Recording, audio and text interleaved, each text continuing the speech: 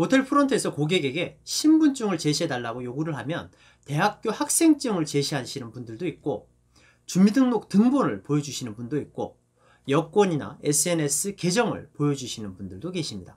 이 중에는 모텔 신분증명으로 가능한 것도 있고 가능하지 않은 것도 있습니다. 오늘은 여기에 대해서 말씀을 드리겠습니다.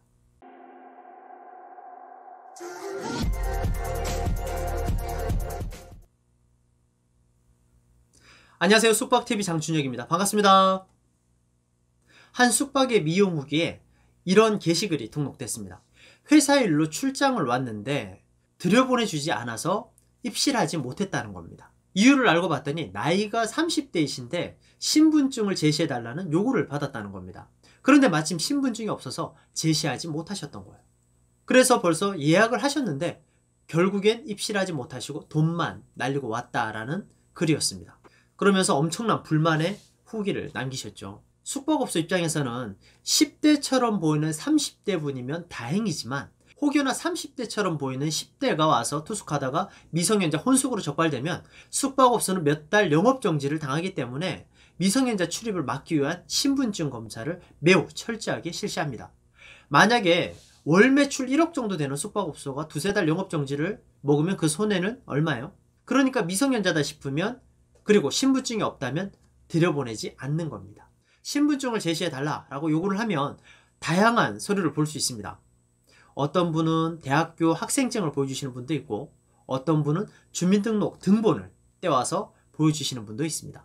SNS 계정을 보여주시는 분들도 계시고, 운전면허증, 주민등록증, 여권 등이 있습니다. 방금 말씀드린 6가지 중에서 가능한 건 뭘까요? 한 가지씩 한번 살펴보겠습니다. 자, 대학교 학생증 불가능합니다. 자, 대학생 중에 미성년자가 있다는 사실을 혹시 아시나요? 아니, 대학생이면 다 20살은 넘었지 무슨 소리입니까? 라고 물어보실 수 있는데, 제가 숙박업에 입문하기 전에 교육사업을 오래 했었는데요. 특목고 학생들 중에는 조기 졸업을 하고 대학교를 일찍 입학하는 친구들도 꽤 있습니다. 자, 일부 사람들은 대학교 학생증을 제시하면 일단 20살 넘었다라고 생각을 하시는데 절대 그렇지 않습니다. 그래서 대학교 학생증은 신분증으로 사용할 수가 없습니다. 자, 다음은 주민등록 등본. 이것도 불가능합니다. 대충 이해가 되시죠? 주민등록 등본에는 뭐가 없어요? 사진이 없기 때문에 본인 등본인지 아닌지조차도 확인이 안 됩니다. 다음은 SNS 계정. 이건 될까요? 이것도 불가능합니다. 계정은 얼마든지 조작이 가능합니다.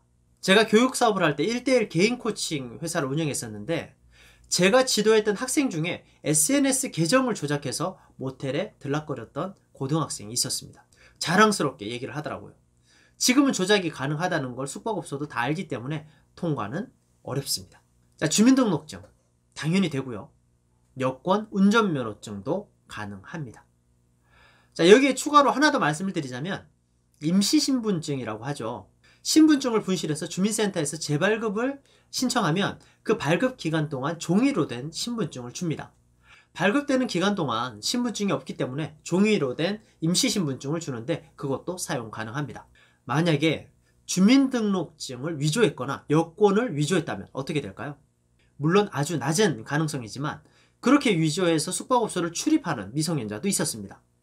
자, 실제 언론기사에 그렇게 숙박업소를 출입했던 미성년자가 적발된 사례가 있었습니다. 만약에 주민등록증을 위조했다면 그건 공문서 위조죄가 성립하기 때문에 아주 위험합니다.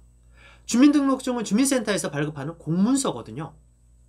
미성년자 관련 재밌었던 에피소드 중에 당당하게 미성년자 남녀가 제가 있던 숙박업소를 방문해서 자기 신분을 서류로 증명했던 사례가 있었습니다. 자, 너무 당당해서 당시에 좀 당황했었던 기억이 나는데요. 수능 치고 나면 수험표 이벤트 많이 하잖아요. 영화를 할인해 준다든지 공짜로 혜택을 준다든지 하는. 그래서 미성년자 남녀가 수능 치고 둘이 수험표를 당당하게 제시를 하면서 투숙하겠다고 했던 기억이 납니다. 그 둘의 모습이 워낙에 당당해서 아직도 기억이 생생합니다. 그래서 돌려보냈죠. 2022년도부터는 현재 사용하고 있는 카드 형태의 신분증도 없어진다고 하죠. 모바일 신분증으로 대체된다고 하는데, 그러면 카드 신분증도 어느 순간 사라질 겁니다. 하지만 그때까지는 신분증 잘 들고 다니시라고 말씀을 드립니다. 자, 정리를 해보면 모텔을 출입할 때 신분 확인으로 대학교 학생증, 주민등록 등본, SNS 계정은 출입이 불가하고요.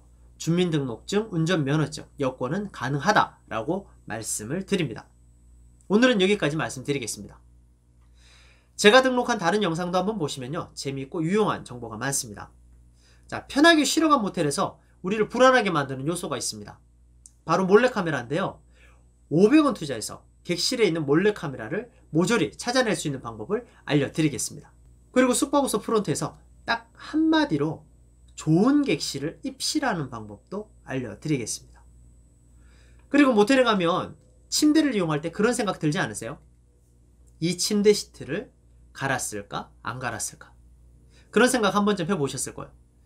침대 시트를 교체했는지 하지 않았는지 알아보는 방법도 알려드리겠습니다. 보시면 재밌을 거예요.